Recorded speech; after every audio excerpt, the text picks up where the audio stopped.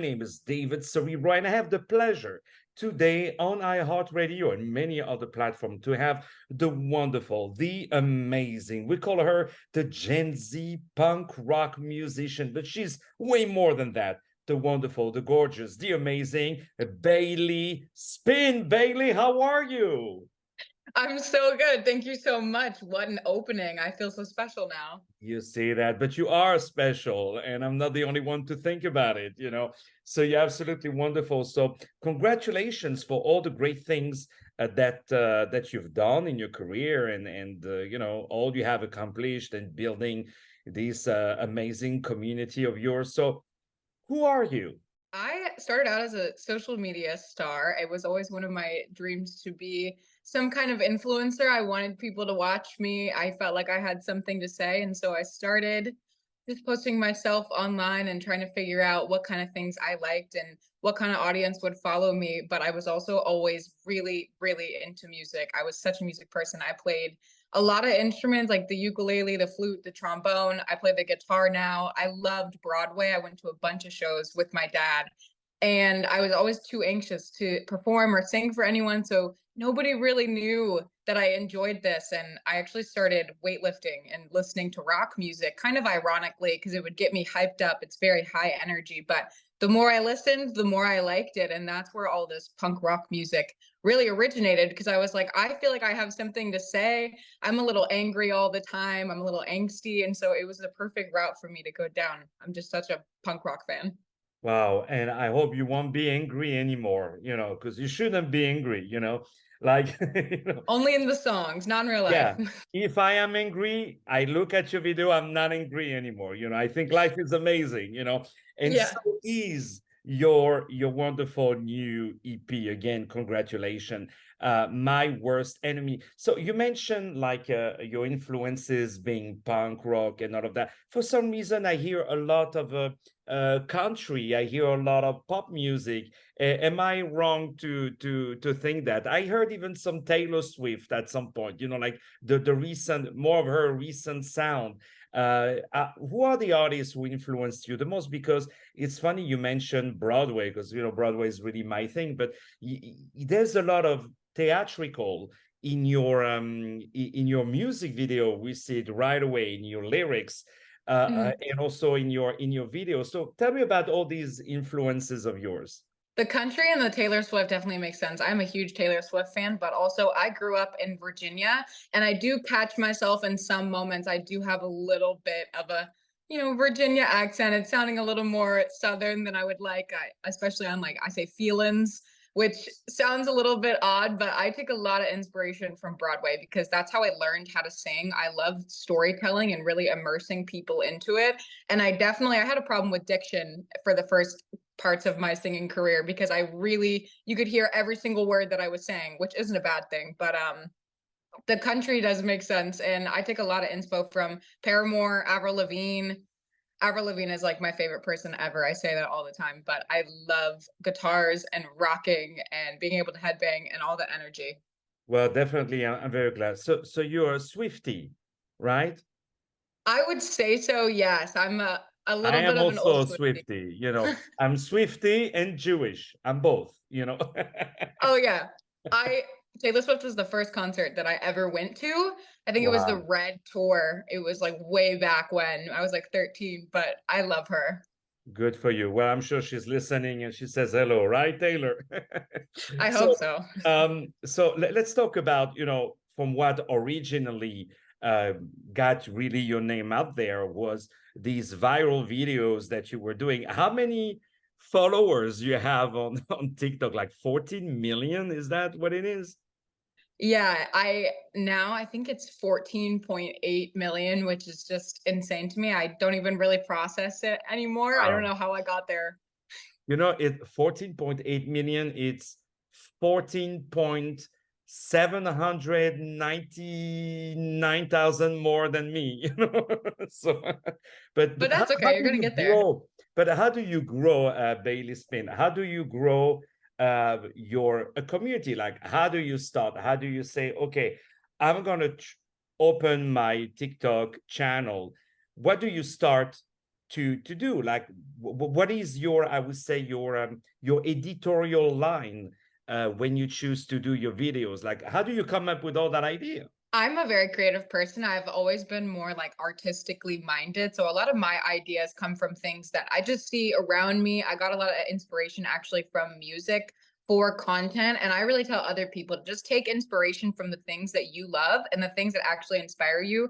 You know, if you can't take inspiration from something, don't try to force it because then you're just going to get sick of posting this. So make sure that if you want to post this, be consistent and do something that you love so you don't get tired of it and you want to keep doing it and share your passions with everyone. Wow, that's really, really, really well said. And how your community started to discover your music, and what is that what is it that you do on your TikTok video that if someone asks, what would you tell them? I usually summarize it as acting skits and music. But yeah, I started out with the acting skits and they were a little silly, but the way I transitioned into music was by doing covers and I really had to persist with those covers because my audience was not very accepting of it and they did not think that I could sing. But you know, everyone has to start somewhere and I'm glad that I was able to put it out there even if I did have to deal with all the hate and still got my name out there and let people know that I love to sing and that I was not going to stop, even if they told me that I was not very good. Anyone ever tells you to stop, you send them to me by all means. You know what I mean? Okay, yeah. I would send them the French mob and we would take care of it. We'll make people disappear very easily. Do not worry. I'm Okay, joking. got you. I'm But protected. Thank you. no, no, no. But by all means, what a great idea. And you're saying something very nice that nothing is for granted, that you can have 14 million followers just on TikTok. You have more millions, in all the platforms. But and yet you had to kind of start with covers, and before you started to bring your music. This is something that you would recommend actually, to start with covers and then after bringing your own song. Is that what worked for you? But you will recommend it also? Yeah, I would definitely say that kind of ease your audience into it, especially because if they're listening to a song that they know or it's something that they heard of, they're probably more likely to like want to watch your content and see what covers you make, and they're going to want to listen to you if they know the artist or they like the song. But I kind of take it baby step by baby step, and I find that people responded very well to the covers. Well, indeed, they're absolutely beautiful, and you can listen to them on YouTube and many other platforms. So now you have your upcoming tour with stops scheduled in San Francisco and New York. When is New York? Because I'm in New York. When is it? It is on October 6th. I just did the San Francisco show on the 24th, and tomorrow I have the Anaheim one. Okay, well, I'll be there in New York to applaud you. So to all the audience, if you see a crazy guy at the first row who is applauding, it's me. Okay, So amazing. so where is it in New York? Where is it? It's at the Mercury Lounge. I'm not really Oh, yeah, familiar yeah. with the New York Yeah, no, area. no, it's a very good place. It's in Lower Okay. East Side, if I remember correctly. Okay, got It's a you. good, very nice spot. A lot of bands there. It's really good, and it's good for the rock scene. So definitely you're gonna have a blast over there, and I hope all New Yorkers will go and applaud you. And we're gonna play, of course, your new track. So what can we see? What can we hear on this new EP release, which is your debut EP, if I'm not mistaken? This is your first one, My Worst Enemy. Why My Worst Enemy and not My Best Friend? Why? I spent a lot of time kind of criticizing and judging myself, and I knew that a lot of other people struggled with that too. And I always found that I was placing blame onto myself, even when I didn't need to take the blame or it wasn't my fault. My kind of way of fixing it was to just fall back onto myself and say that I was the problem and that I'm the one who caused this. And even if it wasn't, sometimes it just you feel guilty for the things that happen. And so it really was that looking in the mirror and just saying so many things about myself and things that other people say to me too, and now they don't even affect me because I have said all these bad things to myself, and there is nothing you could say to me that I have not said to myself. I love that. You have no idea how much I love that you say that. Like nothing can get to you. That's exactly the right way. And you're strong, and we love it. And you have this great success, and you had your first two releases, Romance is Dead, Runner Up. So is romance dead? You know, because I like romance. You know, from Europe, we like to eat the ice cream and eat the hot Mhm. chocolate and say, oh, you have some milk here. You know, is romance dead or not? Please tell me it's not over. That's exactly what I'm looking for, all those, like, sweet little things, and I definitely say that in the song. I don't wanna believe that it's dead, I just think I haven't found anyone that's willing to give that kind of romance to me, and that's really what I'm looking for, and I know a lot of other people were looking for that same thing, but a lot of people are very quick and not very serious, and, they'll say they like you, and then you never hear from them for, like, 2 months, and you're like, "I where'd you go? What happened?" Yeah, that's the story of my life, you know. Me too. No, no, but you're right. I think it has a lot to do with the games that people play these days, and this, I call it the swipe culture. You know, like I like you, Mhm. I don't like you. You know, this thing with your finger that you remove someone just based on the picture or based on the first impression. You know, why there is so much Mhm. in there. So before we start to say goodbye to each other, before we start to play your beautiful music, what are the next thing coming up for you? What are your next step? What are your next projects? Tell us about all of that.